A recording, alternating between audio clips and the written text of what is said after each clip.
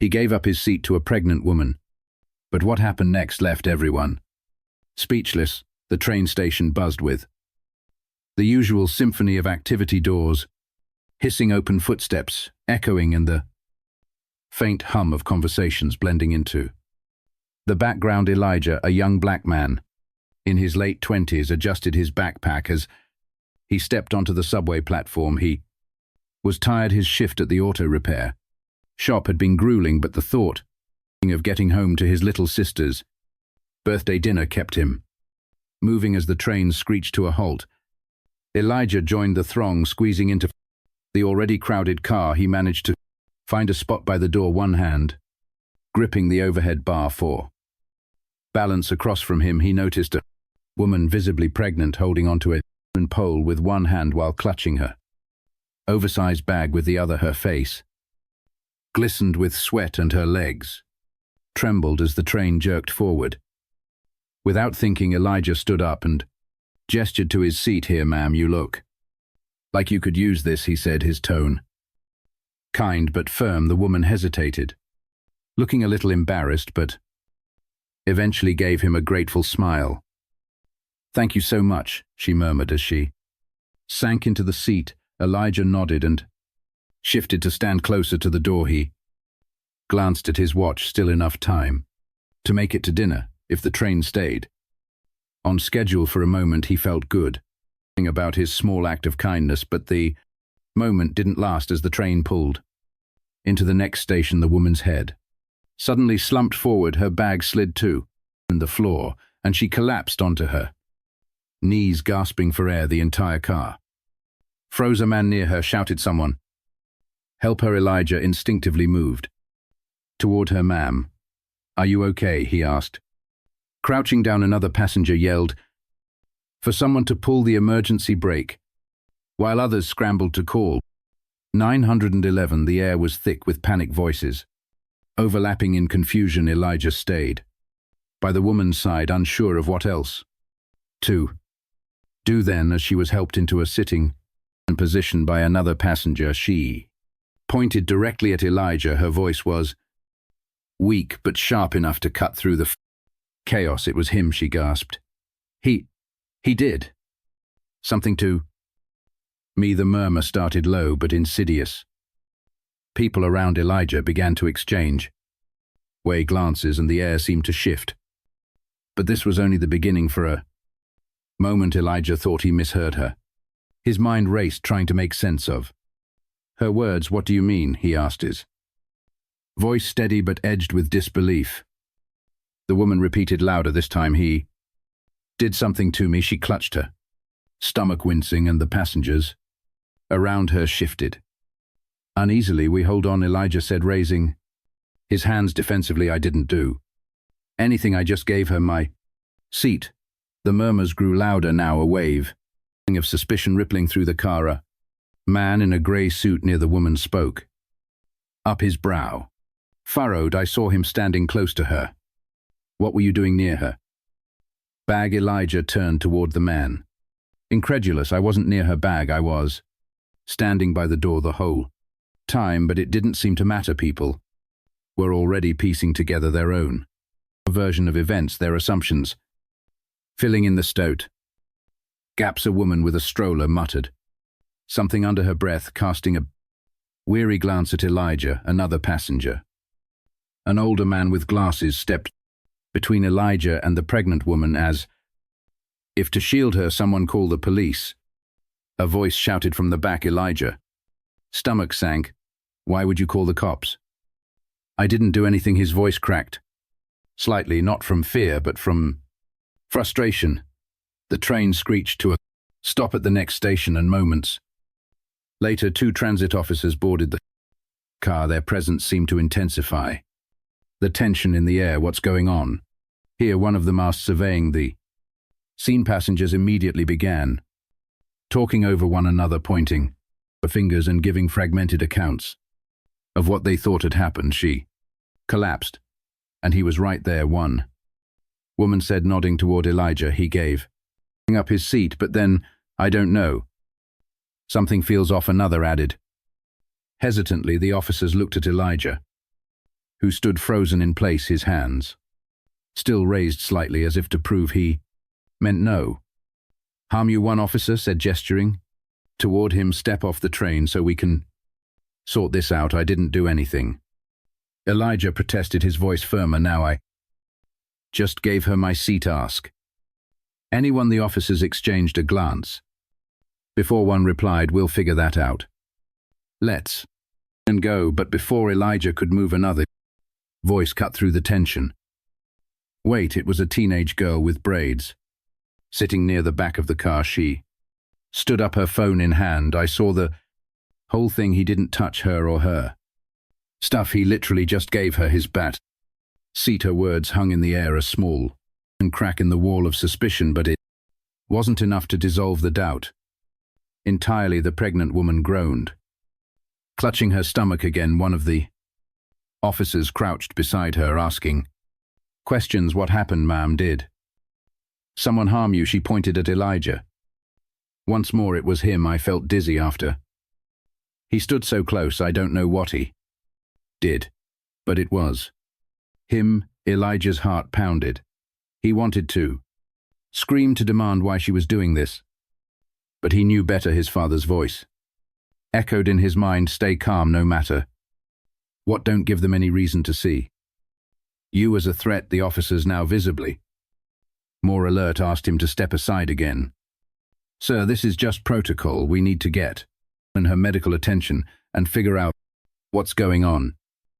Reluctantly, Elijah nodded and followed them off the train, feeling every pair of eyes on him as he walked. The whispers behind him stung more than he cared to admit. Outside the car, the tension didn't ease. If anything, it grew heavier as more officers arrived and passengers spilled onto the platform, their accounts becoming more dramatic with each retelling. But things were about to take an even darker turn. Elijah stood on the platform, his back against the cold concrete wall, as two officers questioned him. Around them, a small crowd gathered, whispering and pointing. The pregnant woman sat on a bench a few feet away, clutching her belly and shaking her head as paramedics examined her. Every now and then her gaze flicked toward Elijah, a mix of fear and accusation in her eyes. "Let me get this straight," the taller officer said, flipping open his notepad. "You're saying you gave up your seat, and that's all that happened?" "Yes," Elijah replied firmly. "That's all I did. I don't even know this woman," the shorter officer chimed in then. "Why would she accuse you of something? People don't just make these things up." Elijah clenched his fists, forcing himself to stay calm. "I don't know why she's saying this. Maybe she's confused, or maybe something else is going on, but I didn't do anything wrong." From behind the officers, a middle-aged woman in a red coat stepped forward. "I saw him too," she said, her voice hesitant. "He was acting kind of close to her. You know what I mean?" Elijah's eyes widened. "What? I wasn't anywhere near her, except to offer my seat." The taller officer nodded toward the woman. "Ma'am, did you see anything else suspicious?" She shook her head slowly. "No, but I think it's worth looking into. You can't be too careful these days." The words hit Elijah like a punch to the gut. He turned to the officers, his voice rising. "This is ridiculous. You're taking her word and a bunch of guesses over facts. Check the security cameras if you don't believe me." The officers exchanged a glance. One of them sighed. "We're working on it. Just cooperate." "Okay." Meanwhile, the crowd grew restless. People whispered louder, now speculating wildly. "He probably slipped something into her drink." A man muttered, "or tried to take her bag." Someone else suggested, "Look at him, he's so defensive." "That's a red flag." A woman added. Elijah heard every word and his blood boiled, but before he could say anything, the teenage girl who had spoken up earlier stepped forward again, holding her phone. "Excuse me," she said loudly, her voice cutting through the chatter. "I have A video I was recording a TikTok when this all happened. He didn't do anything. Look, she handed her phone to the shorter officer who watched the video carefully. The screen showed Elijah standing by the door, hands on the rail, minding his own business. The moment he gave up his seat was clear, as was his distance from the pregnant woman. Afterward, the officer's expression softened slightly as he handed the phone to his partner. This doesn't show any contact between him and the woman, he admitted. The taller officer frowned, then turned to the pregnant woman. Ma'am, are you absolutely sure it was him? Her face crumpled and tears spilled down her cheeks. I don't know, she stammered. I felt dizzy and he was right there. I just assumed. Elijah felt a mix of relief and frustration. You assumed you've got half this platform, thinking I'm some kind of criminal because you assumed. The crowd's whispers shifted now, uncertainty rippling through them. Some people looked embarrassed, others doubled down on their suspicions. But just as things seemed to calm, one of the paramedics spoke up. Her blood pressure is dangerously low. This could explain the dizziness and confusion, but we need to get her to the hospital to run some tests. The officers nodded, then turned back to Elijah. We're not detaining you, the taller one said, though his tone was far from apologetic. But we'll need to file a report. Stay nearby in case we need more information. Elijah's jaw tightened. Fine, do what you have to do. As the paramedics wheeled the woman away and the crowd slowly dispersed, Elijah remained on the platform, shaken but not broken. However, the damage had already been done, and the fight for his dignity wasn't over yet. Elijah stayed on the platform, leaning against a steel pillar.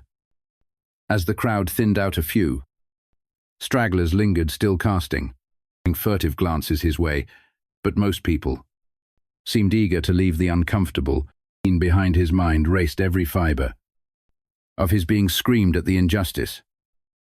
How quickly assumptions had painted him as the villain. He noticed the teenage girl who had defended him earlier standing nearby, scrolling through her phone. She looked up and caught his eye, offering a small apologetic smile. Thanks for speaking up, Elijah said, his voice strained but sincere. She shrugged. It's just messed up how everyone jumped on you like that. People always assume the worst for no reason.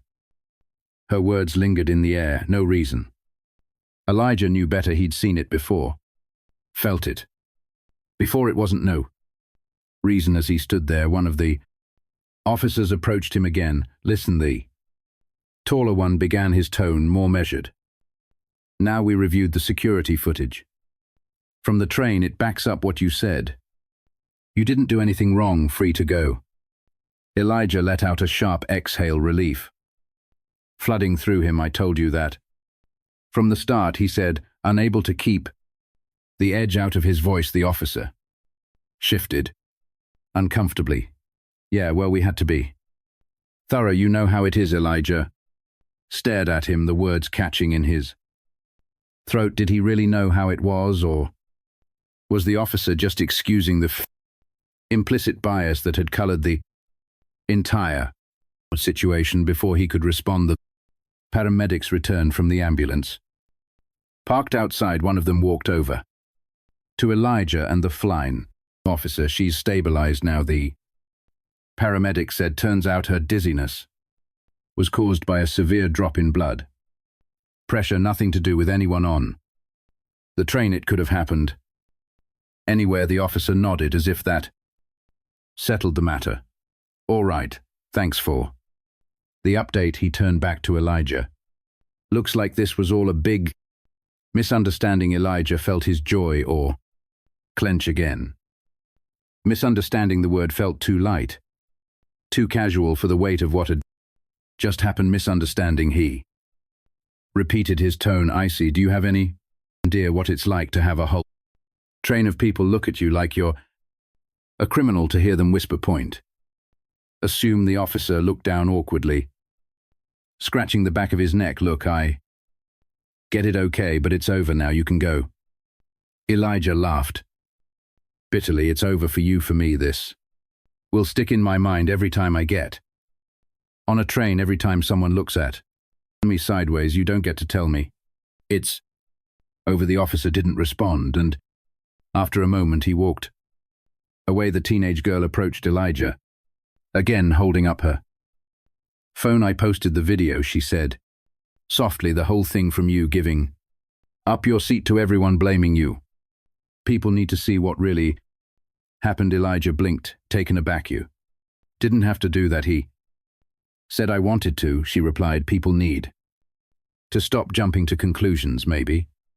This will make someone think twice next time. Elijah nodded, appreciating her a gesture, even if he wasn't sure it would change anything. As he finally made his way out of the station, his phone buzzed. It was his sister, asking if he was still coming to her birthday dinner. Elijah hesitated before responding. The weight of the evening pressed on him, but he knew he couldn't let it ruin the one bright spot in his back day. I'm on my way, he texted back, but as he walked through the city streets, Elijah couldn't shake the nagging thought how many others had faced the same rush to judgment without someone like that teenager to stand up for them. And how often did those stories end differently? Later that evening, Elijah sat at his sister's dining table, the sound of laughter and clinking glasses filling the room. He smiled faintly as his little sister blew out her candles, the warmth of family easing some of the tension still knotted in his chest. But even as he celebrated, his mind kept circling back to the events of the day. The way assumptions could snowball, how quickly kindness could be twisted into suspicion, and the fragility of trust among strangers. After the cake was cut and the dishes cleared, Elijah stepped out onto the small balcony for a moment of quiet. His sister joined him, handing him a cup of coffee. You okay? She asked, sensing something was off. Elijah hesitated before nodding. Yeah, just had a rough ride home. She didn't press, but he could tell she wanted to. Finally he sighed and told her the story, every detail, from the act of giving up his seat to the accusations and the girl who came to his defense. When he finished, she shook her head, her expression a mix of sadness and anger. It's not fair, she said softly. You did the right thing, and somehow you still ended up being the bad guy. Elijah nodded, staring out at the city lights. It's not just me, though. This happens to people all the time. I was lucky that girl had my back. Not everyone gets that. His sister rested a hand on his shoulder. You can't control what people assume, Eli, but you can control how you handle it. You stayed calm and you stood your ground. That says a lot about who you are. Elijah thought about her words. He hadn't felt calm in the moment, but looking back, he realized she was right. He could have lashed out, shouted, or stormed off, but he hadn't. And maybe that had made all the difference. As he stood there, a thought struck him. Kindness wasn't always easy, and it didn't always pay off the way you expected, but it mattered because the world was too quick to judge, too quick to assume, and someone had to break that cycle. He took a deep breath and turned back to his sister. You know what, I do it again, he said quietly, even knowing how it turned out. She smiled. That's why I'm proud of you. Stories like Elijah's remind us to pause, reflect, and challenge our own assumptions. Acts of kindness can ripple out in ways we don't always see, even when they're met with resistance. So the next time you find yourself in a moment of judgment, stop and ask, what's the full story? And if this story resonated with you, don't forget to subscribe for more content that challenges perspectives and inspires change.